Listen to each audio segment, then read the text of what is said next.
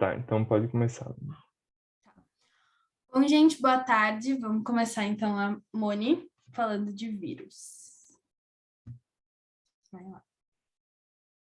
Tá, aqui tem um meme para vocês. Bom, tá, mais um. Tá. Primeiro, tá? Os vírus, todo mundo sabe, vão ser pequenos, menores que as bactérias. Podem ser vistos apenas em microscopia eletrônica. São hospedeiros intracelulares obrigatórios. Isso significa que em nenhuma superfície eles vão conseguir se replicar ou ter vida, digamos assim. Dependem sempre do metabolismo celular ativo para se replicar e vão possuir como função básica carregar material genético para dentro da célula a fim de ser replicado.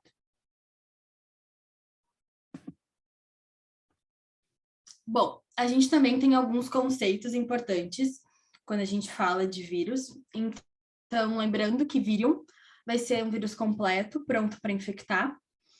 De novo, vírus em superfície não tem capacidade replicativa. Viroides vão ser ácidos nucleicos sem revestimento proteico, enquanto que os prions vão ser, então, as proteínas infecciosas que não possuem um ácido nucleico. E aí, lembrar que eles são super resistentes. Bom, aqui eu trouxe, então, a imagem. A gente consegue ver bem direitinho toda a estrutura do vírus. Então, lembrando, a gente vai ter um núcleo, onde está o genoma, né, um material genético. Em volta do núcleo vai ter o capsídeo, que protege o genoma, dá forma e rigidez ao vírus. E aí lembrar que o capsídeo, ele também vai identificar qual é o vírus, eles vão ter formatos diferentes. Alguns vírus ainda vão possuir envelope, que seria uma proteção extra, né? A gente diz que os vírus envelopados, geralmente, eles são mais virulentos, e aí eles são constituídos por glicolipídios e glicoproteínas. E ainda existe, em alguns vírus, o núcleo capsídeo, que é formado por subunidades de proteína e vai ter como função também proteger o material genético. Bom, como todos sabem, os vírus eles vão ser constituídos de ácido nucleico, e aí esse ácido nucleico ele pode ser ou DNA ou RNA. É legal saber essa diferença entre cada um, porque às vezes a Lili ela pode pôr, talvez, em algum verdadeiro e falso, alguma coisa assim. Então, o DNA ele vai ser mais estável, isso significa que ele tem menos chance de sofrer mutação, e ele pode ser constituído de fita simples, dupla ou circular. A gente vai ter como exemplo da fita simples o parvovírus, da fita dupla, herpes vírus e adenovírus. E aí é legal também de lembrar da base nitrogenada exclusiva do DNA, que seria a timina. E falando do RNA, a gente vai ter que ele é menos estável, então é mais fácil de acontecer erros no RNA que no DNA, ocasionando as mutações. Ele também pode ser de fita dupla, simples, ou então transcriptase reversa. E aí a gente vai ter a fita simples sendo positiva ou negativa, que eu vou explicar um pouquinho depois. Como exemplo de fita dupla, a gente vai ter o rotavírus, e no caso da transcriptase, o nosso conhecido HIV, né? E aí lembrar que a uracila vai ser a base nitrogenada exclusiva do RNA. Bom, aqui então eu trouxe essa diferença entre o RNA e o positivo e negativo. Então, o RNA positivo apresenta uma sequência genômica que corresponde a um RNA mensageiro, que é imediatamente traduzido pela maquinaria celular. Enquanto que os vírus de RNA negativo, eles vão precisar passar por uma etapa a mais. Então, eles vão precisar, precisa ser feita a transcrição antes da tradução.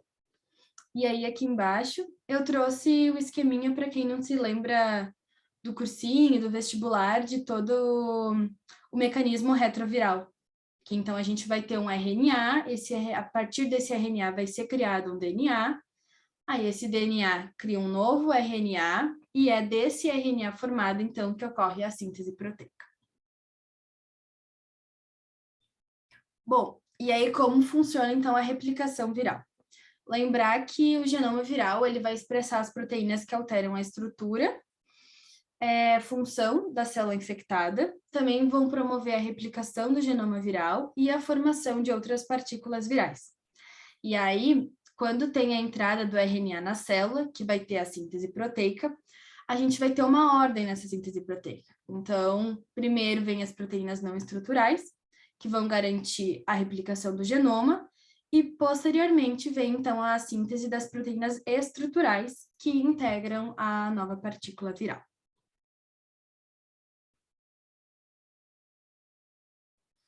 Também trouxe aqui sobre o ciclo reprodutivo, então a gente vai ter 2 períodos. É legal lembrar essas coisas, porque a Lili pode pôr em alguma situação, e daí, quando a gente não tem bem a noção certa, a gente fica na dúvida. Então, existe o período de eclipse, que é o tempo logo após a entrada do vírus na célula, e aí não vai ter partícula viral nem dentro nem fora da célula, seria um momento mais de transição.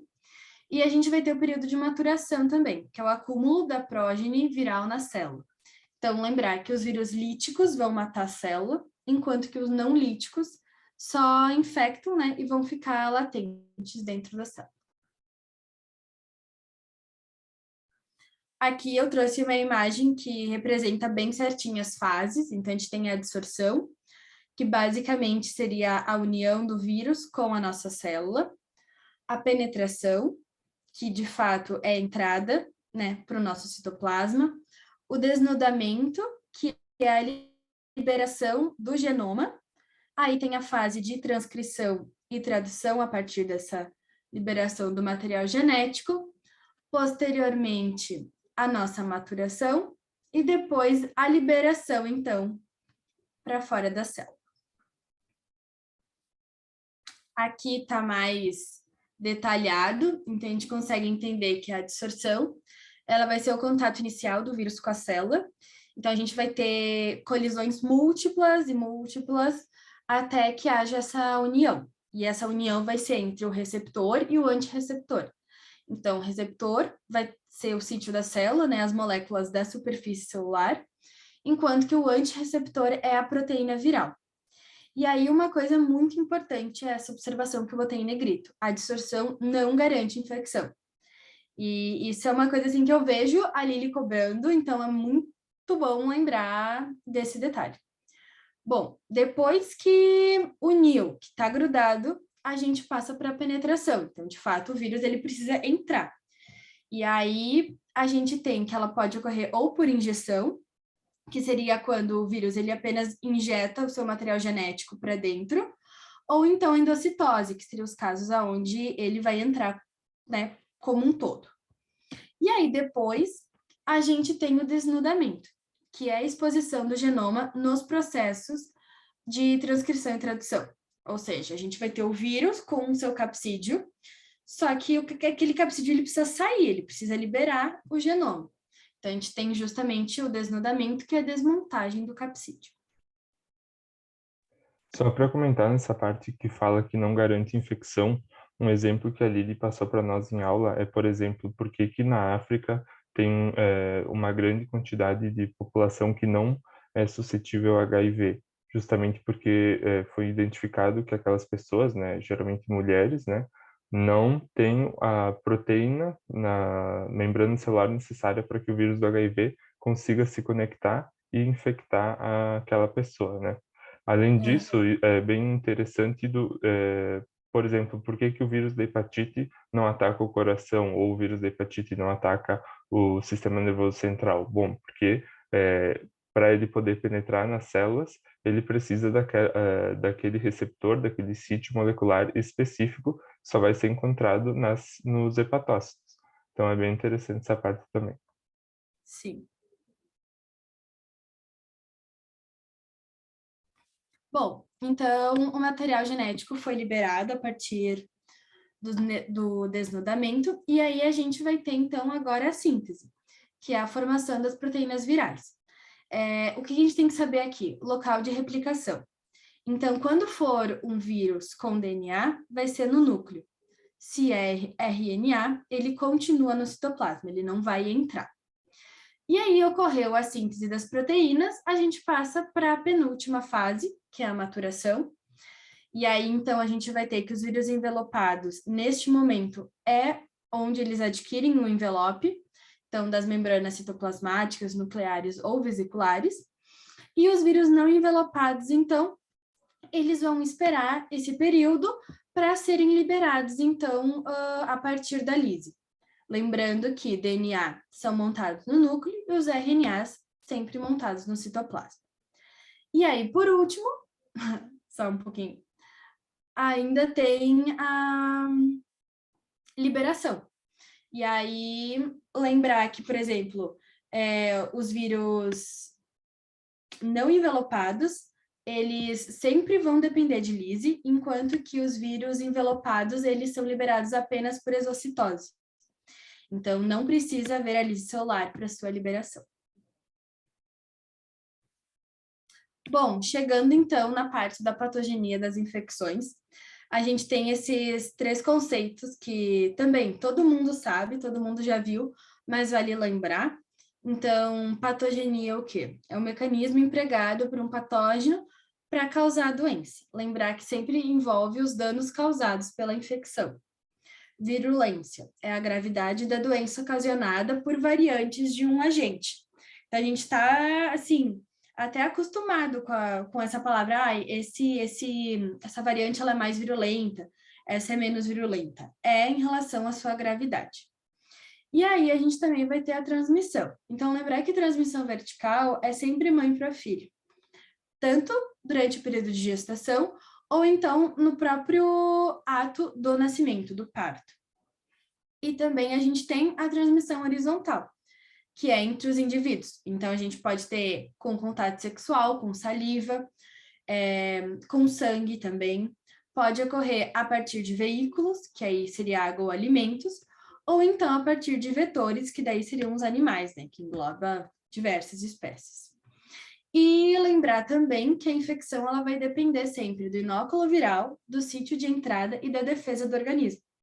Então, não é porque meu colega tá com gripe, por exemplo, com o vírus da gripe, que eu vou ter o vírus da gripe. Eu vou ser infectada. Por quê? Porque depende de uma série de fatores. Bom, eu trouxe aqui, então, os sítios de entrada. Então, a gente vai ter o trato respiratório, o trato gastrointestinal, a pele, a conjuntiva e o trato urogenital. Lembrando que no trato gastrointestinal, o vírus ele precisa ser estável em pH ácido e resistente à inibição por sais biliares e enzimas, porque é isso que vai estar presente no nosso trato gastrointestinal. E aí, inclusive, tem alguns vírus que precisam de uma certa ajuda para conseguir infectar, conseguir entrar por essa forma, como é o rotavírus, que precisa, então, dessas proteases para causar infecção. Lembrar também da pele, que tem diferença quando a infecção é na epiderme ou na derme. Então, epiderme, a gente está falando de uma infecção local, enquanto que na derme, a gente está falando de uma infecção disseminada, sistêmica, que pode atingir, por exemplo, vasos sanguíneos, linfáticos ou sistema nervoso central. Nos casos da conjuntiva, então, quando que o vírus, né, é mais provável de entrar pela conjuntiva? Em procedimentos oftálmicos, ou quando tem a contaminação do ambiente. E um exemplo é a água da piscina. Se eu vou na piscina, essa água está contaminada, eu acabo abrindo os meus olhos debaixo da água sem a proteção, sem óculos, enfim, eu tenho uma porta de entrada bem suscetível para o vírus. E aí, então, a gente tem como exemplo o adenovírus, que causa conjuntivite. E aí, no trato urogenital também, a gente já sabe, mas ele é protegido, então, por pH ácido e muco. E aí, qual que seria uma condição para se tornar uma porta de entrada? As abrasões no epitélio. Daí a gente vai ter o exemplo tanto do HPV quanto do HIV. Bom, eu trouxe também a classificação das infecções. A Lili não costuma perguntar isso, eu não lembro, por exemplo, de ter caído na nossa prova, mas é bom dar uma olhadinha e ter em mente. Então, a gente vai ter as infecções inaparentes, que são aquelas agudas, infecções passageiras, que o nosso próprio corpo vai combater e não vão ter um desenvolvimento muito grave no nosso organismo. E a gente tem as infecções persistentes, que seriam, então, aquelas crônicas, onde o vírus ele vai permanecer por um longo período, causando dano celular. E aí a gente tem como exemplo o vírus da herpes, que, por exemplo, ele vai permanecer no organismo de forma latente, quietinho, mas em condições propícias, como é o estresse, ele vai ser reativado. E daí a gente vai ter o aparecimento das feridas e tudo mais, das lesões. Bom, e para finalizar, então, a gente ainda tem os períodos da infecção. Então, lembrar que a incubação é o período entre o início da infecção e o surgimento dos primeiros sintomas, sendo esses sintomas super inespecíficos. Aí a gente entra, quando começam os primeiros sintomas, a gente entra para o período prodrômico, que então é os sintomas generalizados, inespecíficos, fadiga, cansaço, febre, por exemplo. Aí depois tem a doença, que é com os sintomas específicos. Depois a gente ainda tem um período de infecciosidade, que é quando o indivíduo está se recuperando, mas ele permanece excretando e transmitindo o vírus. E por fim, então, a gente tem a convalescência, que é a resolução do quadro, quando então a doença foi curada. E é isso. Alguém tem alguma dúvida? Já quer perguntar aqui, se não pode me chamar também no Whats. Acho que pode ir então, Duda. Tá dando para me ouvir bem? Tá, pode passar. Então, eu vou falar de HIV. O que isso significa? Então, é o vírus da imunodeficiência humana. E ele é o agente etiológico da síndrome da imunodeficiência adquirida, que é a AIDS, mas que ela também pode ser chamada de SIDA. E essa é uma infecção crônica, que é caracterizada por uma profunda imunossupressão, e isso vai abrir porta para permitir infecções oportunistas e tumores malignos associados. Então, o vírus HIV ele tem dois tipos antigênicos, o HIV-1 e o HIV-2. O HIV-1 ele é o mais prevalente na população aqui no Brasil, e ele é o tipo mais virulento, mais disseminado e com maior taxa de mutação. Já o HIV-2, ele tem uma progressão mais lenta, mas ele não é muito prevalente aqui no Brasil, ele é mais comum no oeste da África. E o vírus HIV, ele tem alta variabilidade genética, então tem uma grande heterogeneidade de genética entre os vírus. Isso porque a transcriptase reversa, ela tem uma grande facilidade de gerar erros genéticos, gerando novas variantes. E, além disso, tem muita gente contaminada no mundo e cada pessoa contaminada tem um grande número de vírus se formando. Então, isso permite muito que aconteça uma mutação e aumente essa variabilidade genética. Pode passar. Então, o vírus do HIV, ele tem duas moléculas de RNA de fita simples, polaridade positiva. Então, é importante lembrar que ele é um vírus de RNA. Além disso, ele vai ter o capsídeo, que é formado principalmente pela proteína P24, e ele vai ser um vírus envelopado. Esse envelope vai ser formado por duas partes, basicamente. A primeira, que é uma capa que é feita pelo próprio vírus, que é interna, e a segunda vai ser a bicamada fosfolipídica de quando ele sai da célula, que ele está infectando. Então, ele sai para o brotamento e ele basicamente leva junto com ele uma parte da membrana celular. Então, dessa bicamada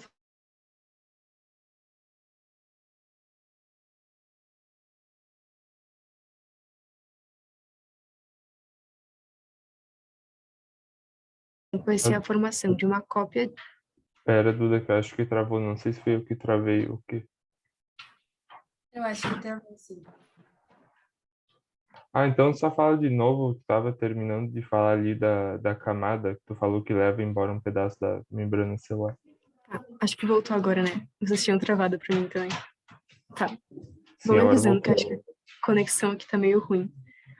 Tá, então, ali do envelope que eu falei, é que basicamente o vírus, quando ele sai da célula para o brotamento, ele leva uma parte da membrana celular da célula junto com ele, que vai formar o envelope dele. Daí, então, o vírus do HIV também apresenta a transcriptase reversa, que vai ser a enzima que vai fazer a transcrição reversa.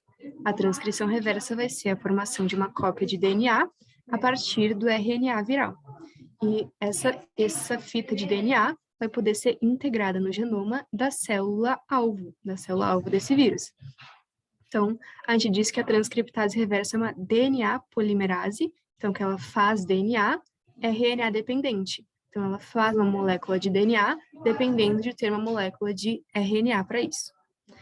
E, além disso, o HIV tem a proteína integrase, que é responsável por intercalar esse DNA do genoma viral no DNA da célula hospedeira. Pode passar. Então, as células-alvo do vírus HIV vão ser principalmente...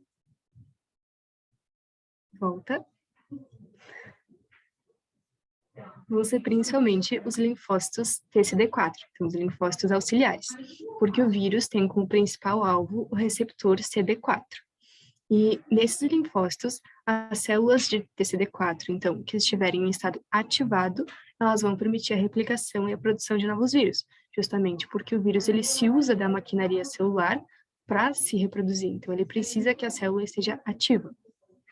Já as células de memória, que elas estão em repouso, elas não vão ser eficientes na produção de novas partículas virais, mas o vírus pode ficar ali dentro latente, então essas células vão funcionar como reservatórios virais. E além dos TCD4, o HIV também pode infectar monócitos, macrófagos e células dendríticas, mas muito menos, assim, o grande foco dele é os TCD4. Pode passar.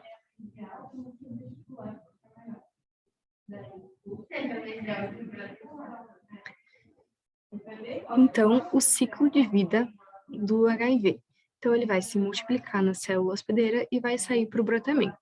Daí, estando ali, ele vai ter que encontrar outra célula. Quando ele encontrar outra célula, TCD4, ele vai se ligar ao receptor CD4, mas ele também precisa se ligar a um correceptor, que normalmente é um receptor de quimiocinas. E é justamente nessa parte que o G deu exemplo ali. Muitas populações que são consideradas imunes ao HIV é justamente porque elas têm uma mutação nesse correceptor que não permite que o vírus HIV se ligue e dele não consegue entrar nessa célula. Então, além do receptor CD4, tem que ter sempre esse correceptor para que o vírus consiga infectar essa célula-alvo. Mas depois que ele se ligou ali, então, vai ter uma fusão do envelope viral à membrana celular da célula-alvo. E assim que acontecer essa fusão, esse vírus vai liberar o núcleo capsídeo para dentro da célula. Esse capsídeo vai se romper, as enzimas desse vírus vão se ativar, e daí a transcriptase reversa vai fazer essa cópia de DNA a partir do RNA viral. Esse DNA viral formado, ele vai atravessar a membrana nuclear, e no núcleo, daí a integrase, ela vai basicamente cortar um pedaço do DNA da célula hospedeira, e vai inserir ali o DNA viral. E esse DNA viral integrado no DNA da célula hospedeira é chamado de provírus. E daí a RNA polimerase da própria célula vai transcrever esse DNA e depois vai ter a tradução. Então, basicamente, a própria célula vai fazer essa parte. Tipo, o vírus ele não tem enzimas que façam essa transcrição e tradução. Basicamente, a célula vai estar ali transcrevendo o DNA e no meio vai ter o DNA do vírus. Então, a célula, essa maquinaria da própria célula, vai acabar traduzindo essa parte que está ali no meio, que é viral. E daí, então, vai acontecer essa transcrição, a tradução, formando as proteínas virais. E daí, essas proteínas virais vão ir se unindo, enfim, para formar um novo vírus. E daí vai formar, então, todo o núcleo capsídeo. Esse núcleo capsídeo vai sair da célula, como da célula hospedeira, por brotamento, e vai, então, formar um novo vírus que vai infectar novas células. Pode passar.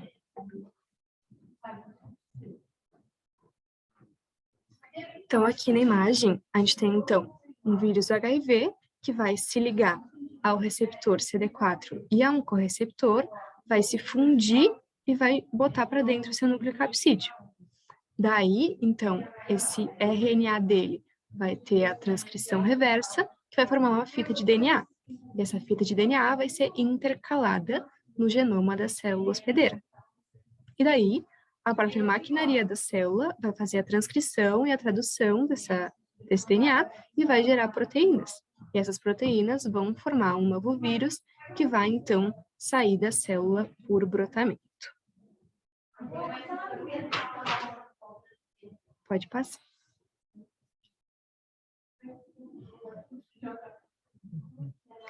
Tá, a transmissão, então, vai ser principalmente por contato sexual, mas tem outras formas também, como a forma sanguínea, que é principalmente pelo uso compartilhado de agulhas ou por transfusão sanguínea, mas atualmente a transfusão sanguínea não é muito um meio de transmissão, porque se fazem testes, né, para impedir que isso aconteça.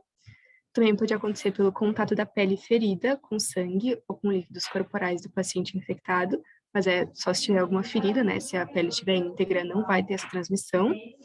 E além disso, de mãe para filho durante a gestação, que seria então a congênita, durante o parto, que seria perinatal, ou no aleitamento, que seria pós-natal. Então, as fontes de infecção vão ser basicamente sangue, sêmen, secreções vaginais ou cervicais e o leite materno. E ali eu botei no cantinho também alguns fatores que podem influenciar nessa transmissão. Então, a concentração do HIV no fluido biológico. Basicamente, por exemplo, se a pessoa está fazendo tratamento antirretroviral e ela fica com uma carga viral muito baixa, a chance dela transmitir esse vírus são muito menores, porque tem uma concentração de HIV nesse fluido muito menor. Também a integridade e vulnerabilidade da mucosa. Então, a mucosa ela precisa ter alguma fissura, alguma pequena fissura, para esse vírus conseguir entrar nessa mucosa. E também a amostra viral transmitida, né? Então, a quantidade de HIV que vai passar. E também, em relação à própria pessoa, assim, né? Então, indivíduos com múltiplos parceiros que usam drogas com compartilhamento de seringas ou relações sexuais sem preservativo têm maior risco, então, para a transmissão. Pode passar.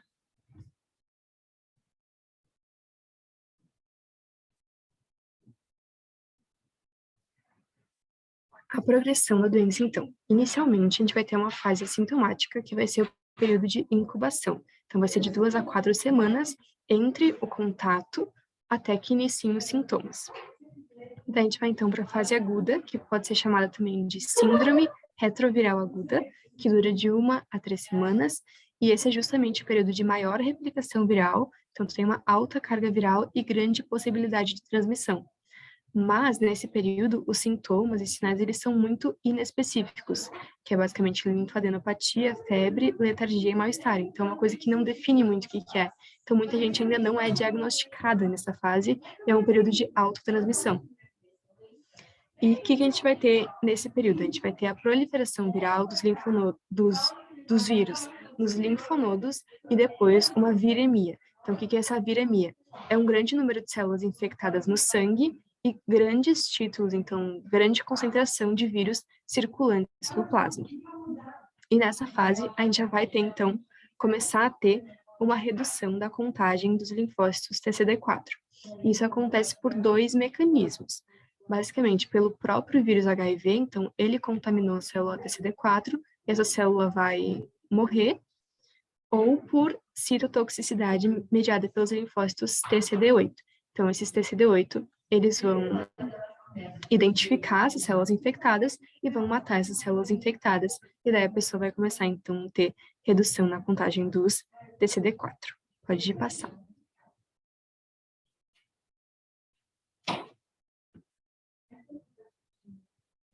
Tá. Daí, depois dessa fase aguda, dessa viremia, ela vai induzir uma resposta imune que vai controlar parcialmente a infecção e a reprodução viral. E daí o paciente vai entrar na fase crônica. Essa fase crônica, usualmente, é assintomática. E o que acontece nessa fase, então? A maioria das células T no sangue não vão ter o vírus, mas o vírus ele vai se manter principalmente nos linfonodos e no baço. E nesses locais, ele vai continuar se replicando e destruindo os linfócitos TCD4. Então, durante essa fase crônica, tu vai ter uma diminuição progressiva da contagem de TCD4. Mas, porque ele vai continuar, então, se replicando nos tecidos linfóides. E daí, em cerca de 8 anos de evolução da doença, sem realizar nenhum tratamento, a contagem de TCD4 cai abaixo de um nível crítico, que normalmente é considerado se não me engano, 200 TCD4 por milímetro cúbico, e daí a gente considera que o paciente tem AIDS, que AIDS é basicamente, então, uma depressão maciça de TCD4, então tem muito pouco, altos níveis de vírus circulante, e daí começam a aparecer as manifestações clínicas da imunossupressão, que são principalmente as infecções oportunistas e algumas neoplasias. Então, é importante lembrar que o desfecho do HIV sempre vai ser a AIDS, independente da realização do tratamento ou não. Mas o tratamento pode fazer com que a AIDS demore muito mais anos para se estabelecer nesse paciente HIV positivo. Pode passar.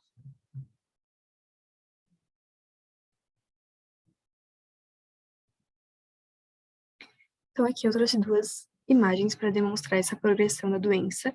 Então, ali na primeira imagem, tu vai ter infecção, então, esse vírus vai entrar.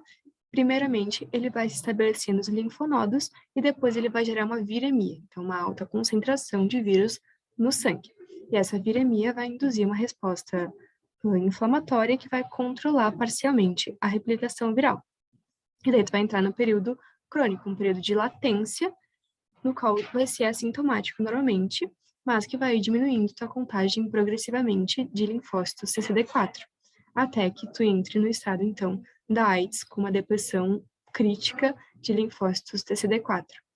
E ali no gráfico dá para ver que o azulzinho é o número de células TCD4 e o amarelo ali é o tanto de vírus que tem no sangue.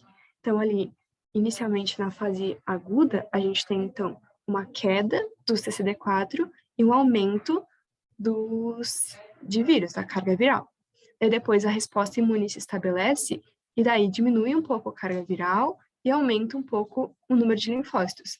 E daí a gente entra ali na fase da latência clínica, que seria a fase crônica, que vai durar ali até cerca de 8 anos, no qual tu vai gradativamente diminuindo o número de TCD4 e aumentando o número de vírus, até que chega num ponto crítico, que aqui traz também os 200 TCD4 por milímetro cúbico, no qual a gente diz que o paciente tem a AIDS, então ele vai ter maior chance de doenças oportunistas e vai evoluir para a morte, então.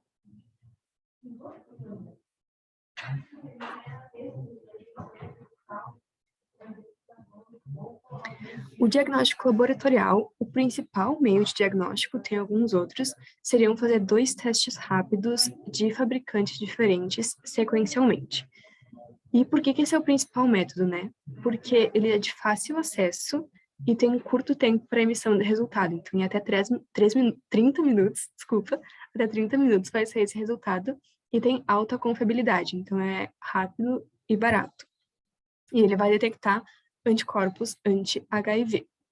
Mas é importante Duda, lembrar também... será que já não vamos ir para o próximo link? Tá, pode ser. Uhum. Tá, Não tinha pessoal, visto. a gente vê se encontra no link número 2, tá?